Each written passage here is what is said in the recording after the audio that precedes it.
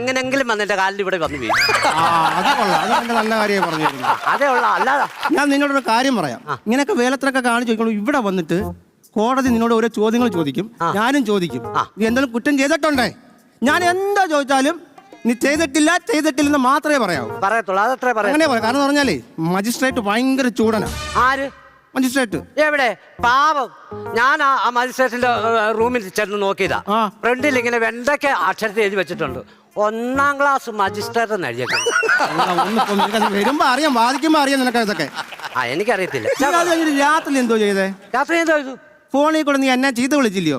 എന്നെ വിളിച്ചു, എന്റെ അപ്പനെ വിളിച്ചു, എന്റെ അമ്മയെ വിളിച്ചു, എന്റെ ഭാര്യയെ വിളിച്ചു. അതെന്തിനായിരുന്നു?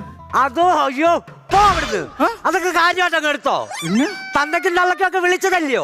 ചുമ്മാ വിളിച്ചതാ. ചുമ്മാ വിളിച്ചതാ.